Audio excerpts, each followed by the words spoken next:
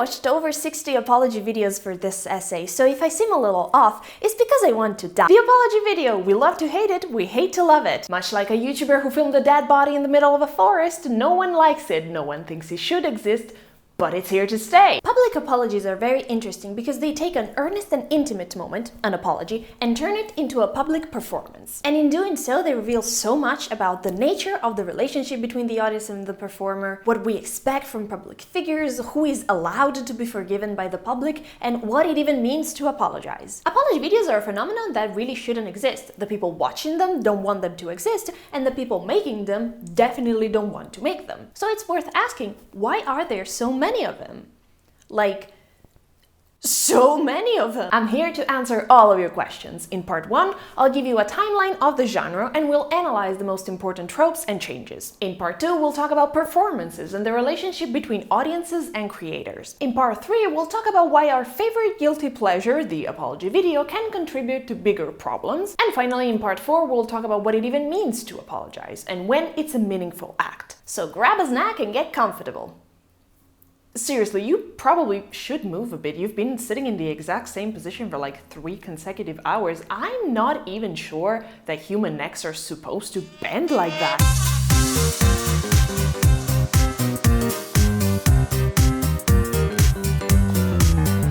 And together we're going to do some internet archaeology. Are you ready? By the way, all of this is going to be an extremely lackluster, like, green screen kind of situation.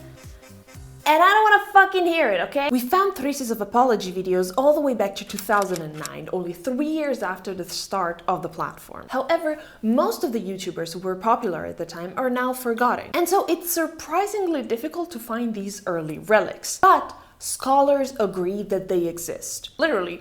This paper written about YouTube apology videos, I found out, it analyzes 32 apology videos and more than 2,000 comments from 2009 to 2014. And it claims to have found them thanks to Google and Wayback Machine. I found out that there's actually a lot of scientific and peer-reviewed studies that look at the strategies of various apology videos, using what it's called Benoit's image repair theory. The results are probably what you expect. YouTubers use a variety of strategy. There isn't really a big difference between genders, and the reasons why some strategies are used more often is actually because the research often goes by word count. And obviously saying, "I'm sorry" takes a lot less words than saying, "This was a mistake from the manufacturer," etc, etc. I'm jealous. I want to watch Jeffree Star videos for my thesis too. Instead, I'm stuck reading quantum mechanics papers. By the way, I also read Benoit's book as research for this video. It's quite interesting, but I thought it dragged out a bit too long, and it's a 1995 book, so most of its examples are a bit out of date. If you're curious about the theory, I'd just recommend reading the Wikipedia page for image repair theory. It's a comprehensive enough summary. But this forgotten era of apologies pre-2014, for which I couldn't find any relic, changed my perspective on something. Because I started this video essay with the idea of a mythical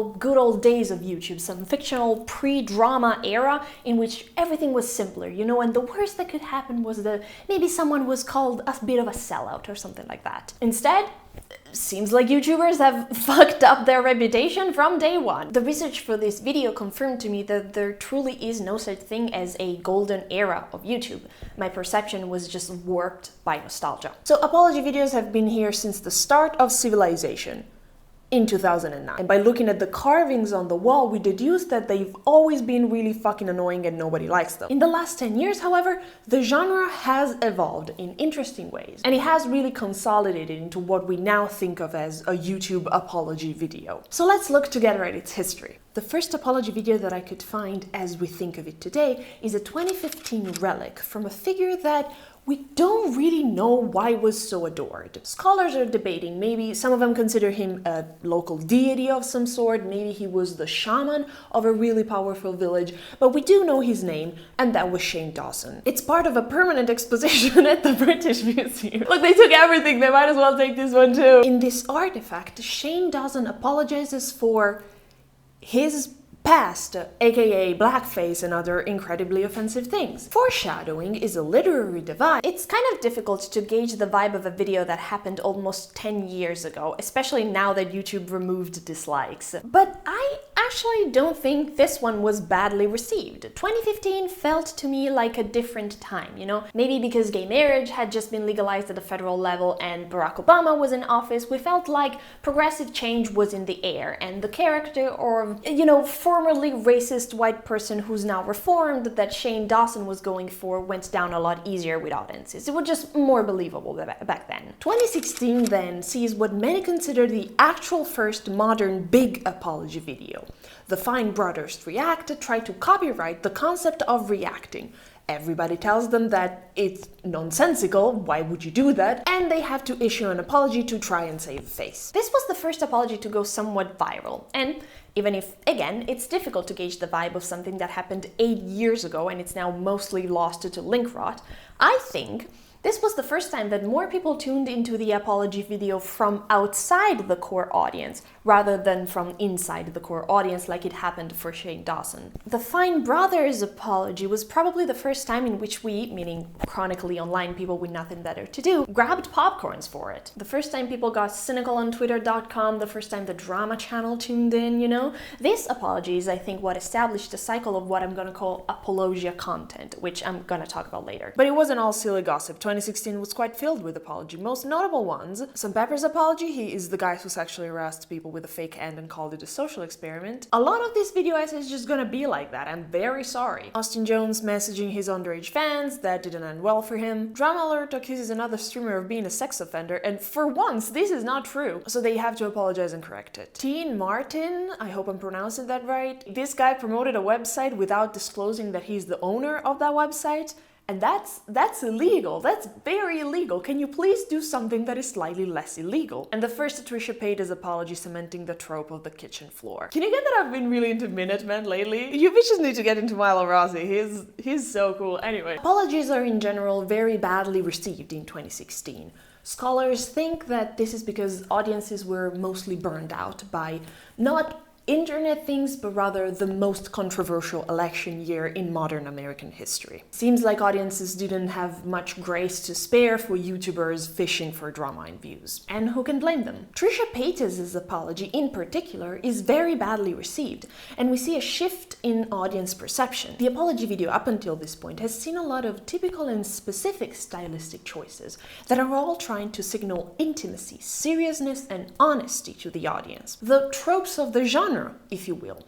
Apology videos are usually filmed in a different and more homely location than regular content. They have a mysterious or vague thumbnail. They are shot with different, usually worse lighting than regular content. They involve no makeup. They are or appear to be unscripted. They involve a lot of high emotions like crying and chronic self-deprecation. And Trisha's apology employs all of these tropes all at once, all at maximum fucking level. And it's so much that it just comes across as really fake. Audiences in 2016 are starting to be a bit more media savvy and can see that this is manufactured authenticity. It's just another constructed facade. 2017, the bad guy is in office, YouTube is an alt-right cesspool. And PewDiePie pays people on Fiverr to hold a sign that says "Death to old Jews." Ha! Look, cause this video essay is about apology videos, so I don't want to steer too much out of topic, but can we just take a second to appreciate that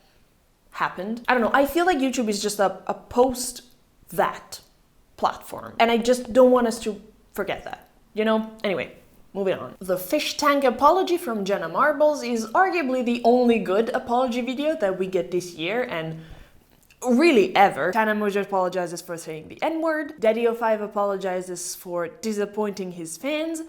He was, of course, abusing his kids on camera. Blair White apologizes to Riley Dennis. And Social Repos apologizes for cheating on his ex-girlfriend in what is frankly one of the worst apologies ever. I do, however, want to focus on 3 specific apologies from this year. Dirty Dom's apology for sexual misconduct, Jeffree Star's racism, one of the most popular artifacts on the syllabus, frankly, and most importantly, PewDiePie's second apology for saying the N-word on stream. Because these are all a little different from the other ones. Remember how I said that audiences were getting more savvy? Well, Felix knew on some level that his audience was all chronically online, brain-rotted 19-year-olds who had pretty much all of their compassion bulldozed by testosterone and 4chan, and therefore they absolutely would have torn him to pieces if he dared to cry on camera. He knew that he could not get away with a Shane Dawson in this situation. So he still makes an apology video, but he makes very different stylistic choices. He's filming in his office with normal lighting and a professional setup. He's calm and collected, scripted, straightforward. He keeps things brief, gets to the point, and apologizes quickly. So already we have two subgenres of the apology video. One, which I'm gonna call the emotional apology video, has all the tropes that we commonly associate with apology videos and tends to work on audiences that are less online and less media savvy, so to say. While the other, which I'm going to call the straightforward apology video, is way more businesslike and stoic, more high production, and this one tends to be more effective on audiences that are more online and more media savvy. Curiously, the straightforward apology video positions itself in contradiction to the emotional apology video. The subtext is, I'm not like the other YouTubers, I am not going to bullshit you. But there is still a lot of bullshit going on. When PewDiePie apologizes, he isn't saying, sorry I made 2 destitute people hold a sign that says death to all Jews. He's saying, sorry for my actions, sorry for the words I used, my actions are inexcusable. You know, he's vague. There's deflection and vague language, a lot of what Benoit would call evading responsibility and reducing offensiveness. I don't know who I was back then and that kind of stuff. In this subgenre, the straightforward facade conveys honesty and commands truth, which lets him get away with cowardice and empty words. Let's move on to 2018. I'm sure everything is gonna be easier now and the worst is behind us. 2018! Jake Paul shows a dead body in a vlog in a suicide forest. He apologizes, and I don't know what y'all's perception was, but for me, honestly, like, this was kind of a turning point. Because the thing is, like, he was apologizing for something that was so bad that nothing he could say could ever make it up. And in the grand scheme of things, this was even a good apology, you know, like, it even introduced some of the things that we see now in public apologies a lot, like donating money to offset the bad thing you've done, or taking time off of social media. Benoit would call these corrective actions, and they seem to be one of the most effective parts of apologies.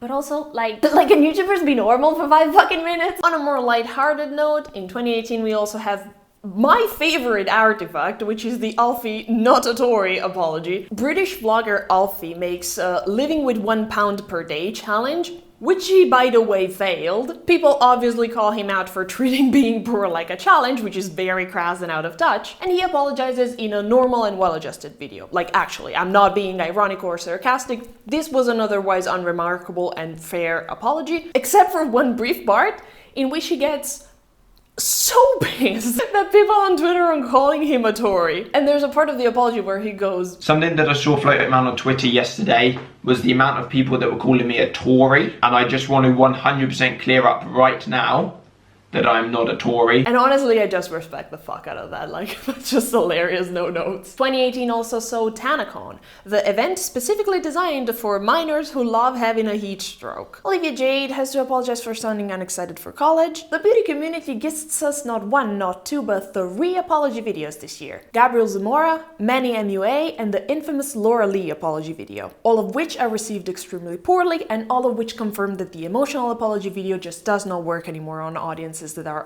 even just a little bit media savvy. Welcome to 2019, finally the year of Dramageddon! Oh my god, all of my students always ask me about this. Okay, so for context, Toddy Westbrook accuses James Charles of tricking straight men into thinking they're gay, and also like 5 other things, but it started with like some hair vitamin that don't work. And James Charles responds first with Tati, but then takes that one down and posts No More Lies. And No More Lies really is the best received apology video in the history of the platform, to the point where scholars are divided on whether or not it even counts as a real apology. But I personally like to include it in my syllabus, first because it's a really popular and well-known artifact, but also because it's an integral part of the Bi-Sister scandal. And the Bi-Sister scandal, the so-called Dramageddon, is arguably the best documented war in ancient world. It's a piece of our history. For the record, fuck James Charles! Alexa, played Not Like Us by Kendrick Lamar. He can rot in hell for all I care. I'm just saying that in the specific context of 2019, No More Lies completely shifted the public from hating James Charles's guts to defending him. And that's quite unique for an apology video. Usually the best a creator can hope for is damage control, and even that is kind of difficult. 2019 was fun, because the scandals were mostly in the beauty community, and so it felt like mindless celebrity gossip, you know? I think it's good that, especially in the aftermath of Colleen Ballinger's terrible behavior, we take grooming and parasociality a lot more seriously. But since in 2019 we didn't have the full context, it all felt very unserious. Like, I'm sorry for people who found hair in their Jaclyn Hill lipsticks, but it is ultimately just a fucking lipstick, you know? 2019 also cements chronically online Twitter as a designated audience for apologia content. If an apology is outrageous enough, there's an audience for that, made of Twitter users and drama channels. It's officially a money machine for creators and an entertainment machine for viewers. We're locked in, you know? And I know that you kids want to spend a lot of time on this part of the syllabus, but we have to move on, okay? There's other gifts from this year. For example, RiceGum promotes a gambling scam to his underage audience, and he decides to apologize by giving away $200 gift cards from Amazon that were expired. There's not much noteworthy about this, but I think it's fucking funny, okay? Like the way he turns around at the last minute, it's just incredible. Anyway, let's move on to 2020.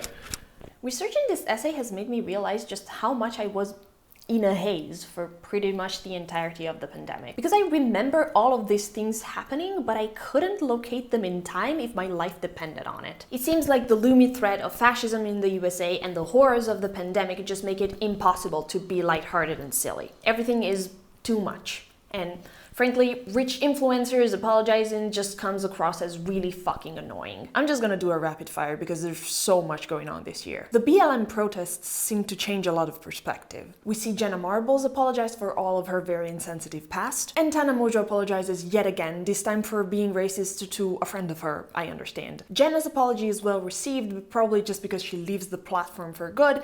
Tana Mojo's mostly ignored, frankly. Another Shane Dawson apology. The Stauffer family apologizes for giving up their adopted autistic child.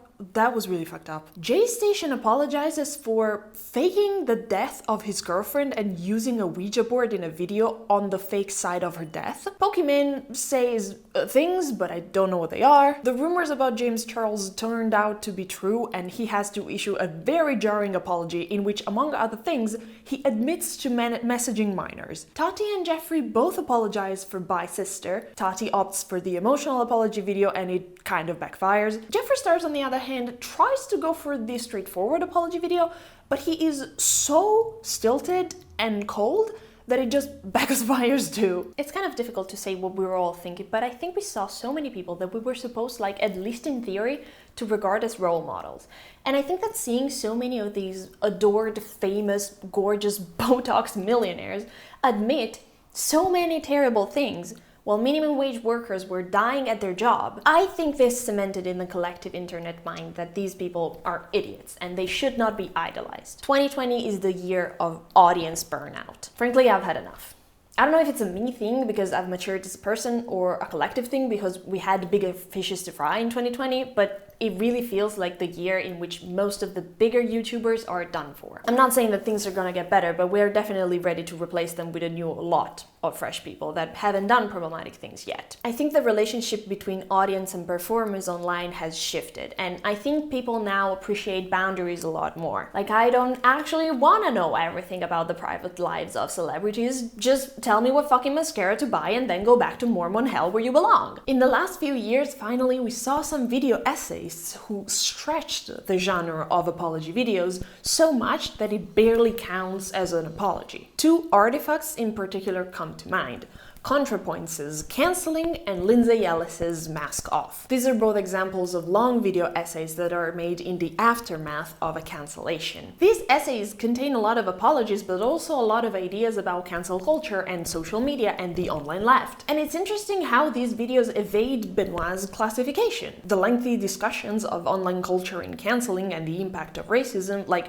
would we classify these as denial?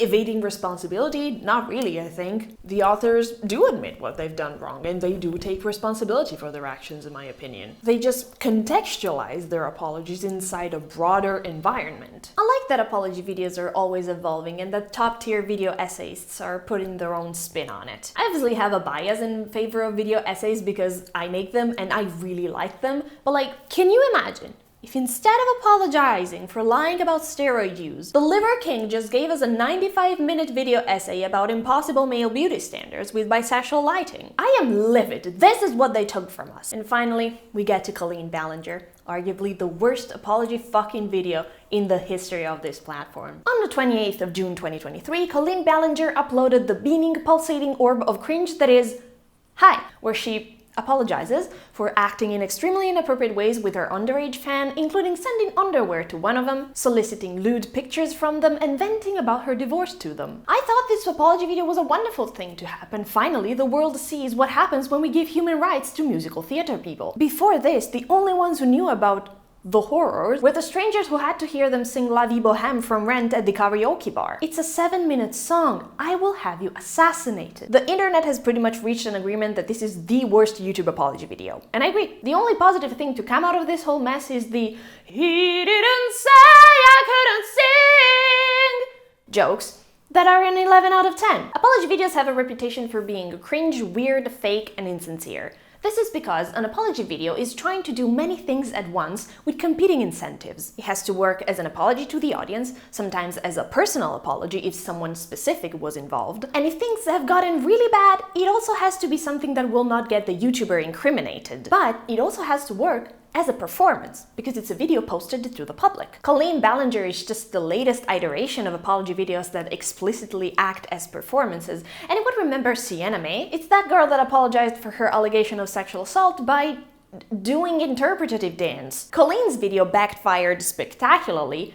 but it's not like other YouTubers don't have to think about the performance aspect of their apologies. As the audience, we often engage with apology videos in a cynical or sarcastic way, happy to have found a lol cow for the week, but we don't really like them, because they don't work. They don't work as apologies, and they don't work as performances. Let's first touch on why they don't work as apologies. In a normal relationship, when a small conflict emerges and both parties decide to come together and talk about it, they can resolve the conflict and come out of it more intimate and more trusting of each other. Through the simple process of apologizing, both parties actually feel like they can trust the other one. The party that is in the right feels like when they are wronged, they can be heard and taken care of, and the party who's in the wrong feels like they can be imperfect and human and they still won't be abandoned. This is known as the cycle of rupture and repair, and it is a central aspect of how relationships get stronger and deeper. Some degree of small conflict is to be expected in pretty much any relationship, because humans are far from perfect. But if both parties want it, we can use that conflict to make our bond stronger and build mutual trust. However, this is not possible in a parasocial relationship, which is the academic term for the one-sided affection that an audience member has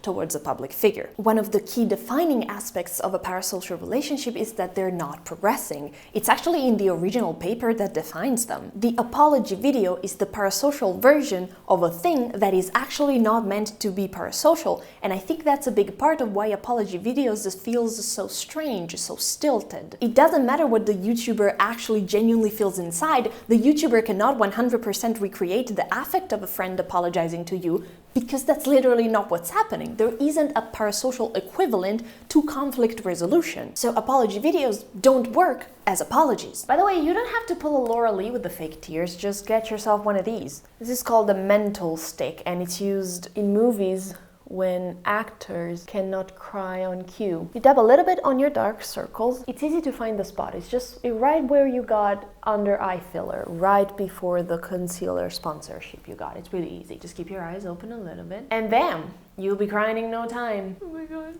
I can't believe it. My zines are available at my website. There's still a few copies left, and it's getting me so emotional. See? It's very believable, right? Anyway, CostanzaVelaster.com. Get yourself a copy of these. Back to the main video. Oh my god, it stings so much. Apology videos also don't work as performances. Performance is a state that someone enters in. It's kind of like teaching. It's a thing that someone decides to do in appropriate contexts when they feel like they have the skills for it usually because they like it and it makes them feel fulfilled. And just like teaching, performance works a lot better if the audience participates by accepting their role as audience members and respecting the sanctity of the stage, the sanctity of the performance state. Performance requires mutual trust between the performer and the audience. Trust that we all want to have a good time, trust that we get what the roles are, trust that we interpret each other in good faith. And when a YouTuber fucks up, they have lost the trust of their audience, even if it's just temporarily. So the apology video is kind of an anti-performance, a performance that aims not to entertain the audience, but to convince it of the performance not badness. It's performed, but by assuming not good faith, but cynicism. It's a performance that's not protected by that audience-performer bond of respect and trust. And therefore, it simply does not work as a show. Take a shot every time I say performance. And it's a word I can't even pronounce because this is not my first language, let's fucking go. The fact that this genre exists at the intersection of manufactured sincerity, anti-performance, and internet embarrassment is the reason for all of its most famous tropes. Apology videos are trying very hard to come across as more friendly, more earnest, more homely, more intimate, more serious, more honest. And all these obvious tropes led to broader conversations that are not just about one specific apology, but about apology videos in general. I call this micro-niche apologia content, and it started with YouTuber apology bingos, then it evolved into drama and commentary channels who built entire careers out of infamous apology videos, and eventually apologia content also ended up including apology videos in the abstract, like not responding to one specific apology, but the concept of an apology videos in general. But this video essay that you're watching right now would also be an example of this. This is recursive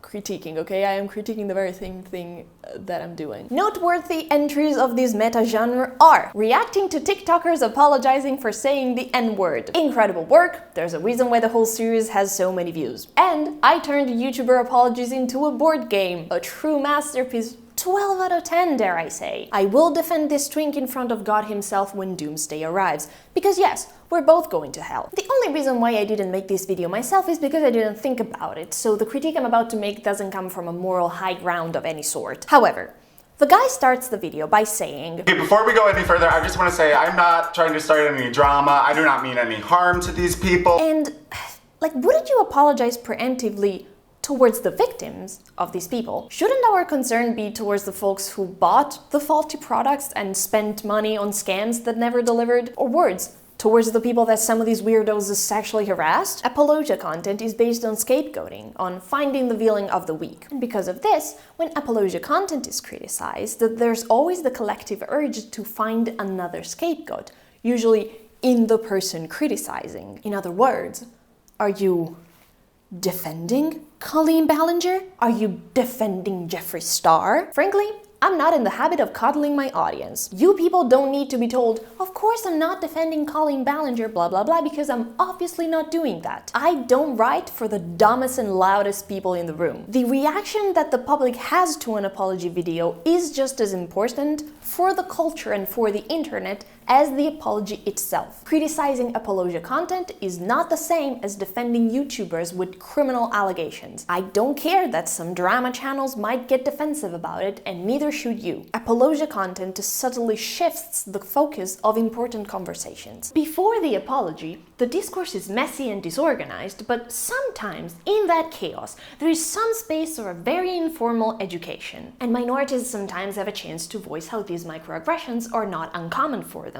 and how it makes them feel. This is not particularly efficient, of course, because the people doing this informal education are not professionals, and they should not be treated as such because mostly they are just venting their frustration among disappointed fans. But it is a viable piece of the discourse. But as soon as the YouTuber puts out an apology, apologia content cannibalizes and the discourse shifts towards what the YouTuber said. Did they actually say, I'm sorry? Are they sincere? Apology bingos, etc, etc. So apologia content is often the one that shifts the conversation from talking about the feelings and needs of the marginalized people that the microaggression hurt to talking about the needs and feelings of the YouTuber. And it's important to notice that this will happen even when we are making fun of the YouTuber and criticizing them.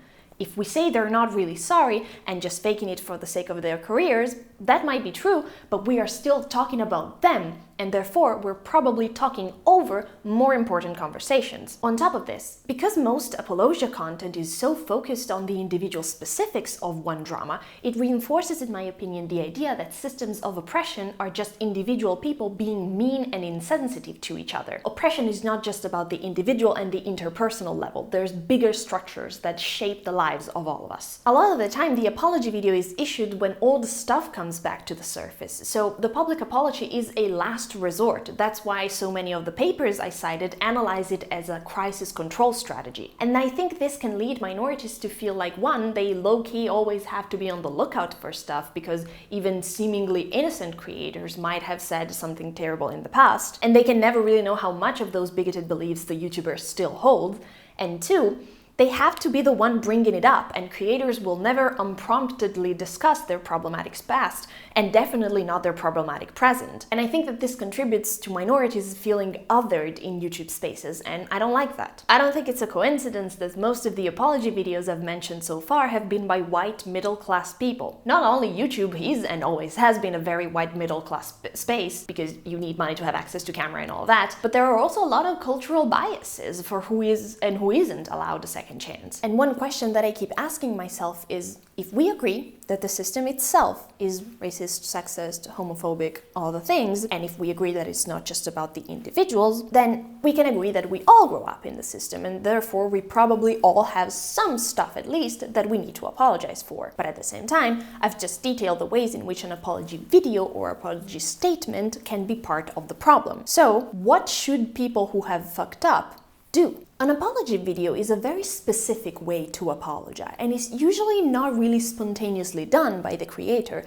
but demanded by the audience, and usually issued for damage control. The act itself of demanding an apology is a bit of a contradiction, because we like apologies to be sincere, and, we can hope for a sincere apology, but demanding one is probably going to create a more performative and superficial response. And this is, by the way, true even if we are in the right, even if our reasons for wanting an apology are very justified. The internet often implies that an apology can only come in the form of an apology video, and with this assumption, we're leaving out a lot of ways to apologize that might be more useful, more sincere, more pragmatic, and more effective. I want to talk about these other methods now. I recently went to a Codependent Anonymous meeting with a friend of mine. It's like Alcoholics Anonymous, but it targets people who keep getting in codependent relationships. And, if it sounds like something that you would benefit from, I recommend checking it out. I am not going to act like Alcoholics Anonymous is all good. They definitely laid on way too thick with the Jesus bullshit, especially in a Roman Catholic context like Italy. But I personally find the AA approach to apologies, or as they call them, amends, to be very, very, very useful. I think an apology is supposed to be for the person receiving it, not the one making it. In AA, there is a lovely idea called living our amends, which I come to interpret as meaning that the way we apologize to those we've wronged is by building for ourselves a life in which the bad thing never happens again. This is especially important in those cases where we cannot make direct amends to people, but I really think it applies to everything. I think it applies to all the times in which we want to apologize. My personal rule is that the first time I apologize is with words, the second time I apologize, and every time after that, is with actions. And I really like this idea because it really seals the link between accountability and apologies. It's not enough to just say, I'm sorry, we have to actually figure out a way to prevent it from happening in the future. Not just to this one individual that we've wronged, but for everyone else too. In this framework's amends are really a lifelong commitment to doing better.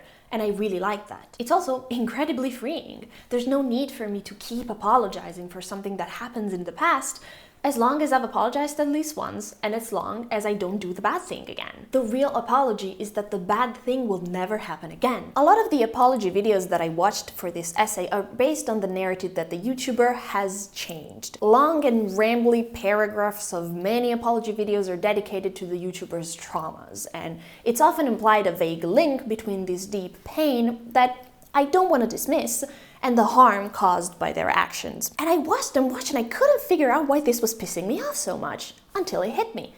I'm low-key afraid to be like this. If I may get personal, in the past 10 plus years, I went from being a genuinely pretty toxic person to a human of integrity. I've learned firsthand that if there is moral poison inside me, getting rid of it is actually a lengthy and difficult process. I was frankly not a really good person for the majority of my teenage years and early 20s. But then I worked on myself a lot, with the help of a lot of self-development books, the immense patience of some good of friends, therapy, medication, all the things, and now I'm an emotionally mature person. I'm calm, trustworthy, and reliable.